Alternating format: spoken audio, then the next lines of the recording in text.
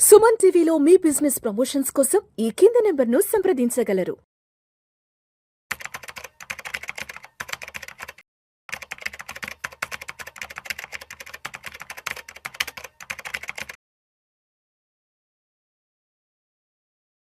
ప్రేక్షకులకి మీ రామచంద్రమూర్తి నమస్కారాలు. ఇవాళ ఈ వీడియోలో మనం ఐటీ కంపెనీ ఒరాకిల్ మంగళవారం ఒక్కసారిగా 30,000 మంది ఉద్యోగుల మీద వేటు వేసింది. అందులో 12,000 మంది భారతదేశ ఎంప్లాయీస్. ఇంత అన్ఎక్స్పెక్టెడ్గా ఒరాకిల్ తీసేయటం అనేది ఒక్కసారిగా టెక్కీ ప్రపంచంలో అందరికీ కూడా ఆందోళనకు గురి చేస్తుంది. అమెరికా, భారత్, కెనడా, మెక్సికో సహా పలు దేశాల్లో పనిచేస్తున్న 1,62,000 మంది ఒరాకిల్ సిబ్బందిలో 18% మందిని తీసేస్తున్నట్టు సమాచారం చెప్తున్నారు. అమెరికా, కెనడాలో తొలగించిన ఉద్యోగాల్లో పెద్ద సంఖ్యలో భారతీయులు ఉన్నారు. మేనేజింగ్ హోదాలో ఉన్న వాళ్ళే ఎక్కువ మందికి వేటుకి గురైనట్లు చెప్తున్నారు.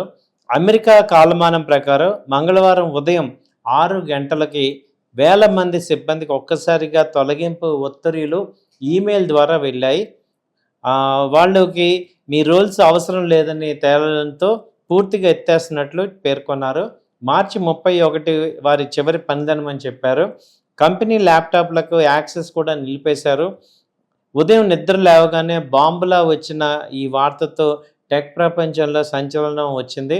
ఒరాకిల్ చరిత్రలో ఇదే అతిపెద్ద ఉద్యోగాల కొత్తగా భావిస్తున్నారు. ఒరాకిల్ ఇండియాలో 30,000 మంది పనిచేస్తున్నారు. మరో విడత కోతలు ఉంటాయన్న నేపథ్యంలో ఏ చేదు వార్త వినాల్సి వస్తుందని అందరూ ఆందోళన చెందుతున్నారు. లాభాలు వచ్చినా కానీ ఇప్పుడు ఎంప్లాయీస్ని వీళ్ళు జాబ్స్ తీసేశారని చెప్తున్నారు. ఒరాకిల్ కూడా ఏ డేటా సెంటర్లోకి అడుగుపెట్టింది. $156 మిలియన్ డేటా సెంటర్ ప్రాజెక్ట్ చేపడుతుంది. ఇందుకోసం ఇప్పటికే $50 బిలియన్ అప్పు తెచ్చింది. ఈ నేపథ్యంలో ఖర్చులు తగ్గించుకునే మార్గంలో భాగంగా కోతలు పెడుతున్నారు ఉద్యోగాల్లో.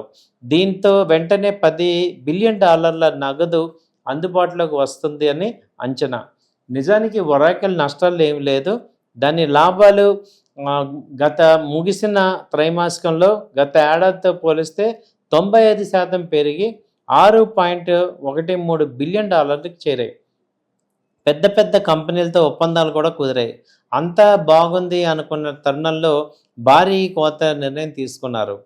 తీసేసిన ఉద్యోగులకి పరిహారం ఏ విధంగా ఇస్తారు అనేది మనం చూసుకుంటే ఇప్పటి వరకు ఈ నెల జీతంతో పాటు మరో 3 నెలల జీతం కూడా ఇస్తారు.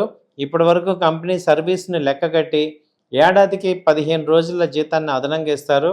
దీనికి తోడు మార్చి 31 తేదీ వరకు మిగిలిని ఉన్న అన్ని సెలవులను నగదుగా మార్చుకోవడానికి అనుమతిస్తారు.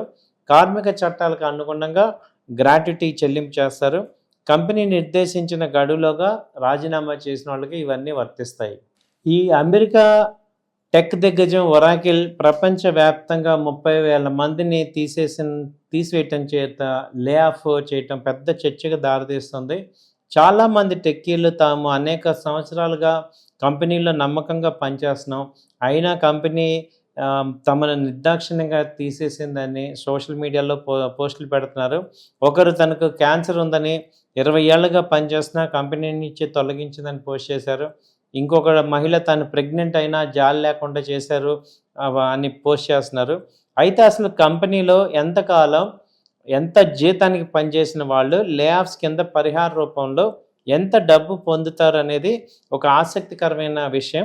ఇది ఇప్పుడు తెలుసుకుందాం. దాంతో మీకు ఎంతవరకు రావచ్చు అనేది ఒక ఐడియా వస్తుంది. ఒరాకిల్ ప్యాకేజ్ వివరాలు ఏంటంటే, కంపెనీలో పనిచేసిన ప్రతి సంవత్సరానికి 15 రోజుల జీతం ఇస్తారు. టెర్మినేషన్ తేదీ వరకు 1 నెల అన్పెయిడ్ వేతనం ఉంటుంది. అర్హులైన ఉద్యోగులకి లీవ్ ఎన్కాష్మెంట్, గ్రాట్యుటీ ఉంటుంది. 1 నెల నోటీస్ పీరియడ్ జీతంతో పాటు అదనంగా 2 నెలల జీతం ఇస్తారు. సపోజ్ 10 లక్షల ప్యాకేజ్తో 2 ఏళ్ళు పనిచేస్తే దీనికి ఎంతవరకు వస్తుంది అంటే 2 ఏళ్ళ సర్వీస్కి గాను 30 రోజుల జీతం 83,000 వస్తుంది. అలాగే ఒక నెల నోటీస్ పీరియడ్ 83,000, మళ్ళీ అదనంగా ఇచ్చే 2 నెలల నోటీస్ పీరియడ్ కలిపి 1,67,000 వస్తాయి.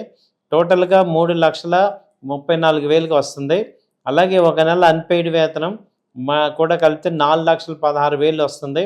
అయితే 2 ఏళ్ళు చేసిన దానికి గ్రాట్యుటీ వర్తించదు. కాబట్టి కేవలం లీవ్ ఎన్కాష్మెంట్ ఉంటుంది. అంటే ఆ ఉద్యోగికి అరౌండ్ 4.2 lakhs నుంచి 4.5 lakhs మధ్యలో రావచ్చు. అలాగే ఇప్పుడు 5 ఏళ్ల నుంచి పనిచేస్తూ 20 లక్షల ప్యాకేజీలో ఉంటే ఎలా ఉంటుందని చూస్తే 5 ఏళ్ల సర్వీస్కి గాను 15 రోజులు చొప్పున 75 రోజుల జీతం 4,17,000 వస్తుంది. అలాగే 1 నెల నోటీస్ పీరియడ్, మళ్ళీ 2 నెలలు ఎక్స్ట్రా కలిపితే 4,99,000 అవుతుంది. అలాగే 5 ఏళ్ళు పూర్తి చేసినందుకు గ్రాట్యుటీ వచ్చింది 4,80,000 వస్తుంది. అలాగే 1 నెల అన్పెయిడ్ శాలరీ కూడా కలుపుకుంటే సదరు ఉద్యోగికి మొత్తం 15,70,000 వరకు అమౌంట్ వచ్చే అవకాశం ఉంది 5 ఏళ్ళు పనిచేస్తే. అలాగే 10 ఏళ్ళ నుంచి పనిచేస్తుంటే 25 లక్షల ప్యాకేజీలో ఉన్న వాళ్ళకి చూసుకుంటే ఇది 10 ఏళ్ళకు గాను 15 రోజుల జీతం చొప్పున 10,50,000 వస్తుంది. అలాగే 3 నెలలు పేమెంట్ కలిపితే 12,00,000 వస్తాయి. అలాగే టెర్మినేషన్ రావాల్సిన నెల అన్పెయిడ్ వేతనం ఇవన్నీ కలుపుకుంటే దాదాపు 30,77,000 దాకా వచ్చే అవకాశం ఉంది. సో అయితే ఇక్కడ తీసుకున్న లెక్కలన్నీ కూడా ఒక అంచనాలు మాత్రమే, వాస్తవం కొంచెం డిఫరెన్స్ ఉండొచ్చు. అయితే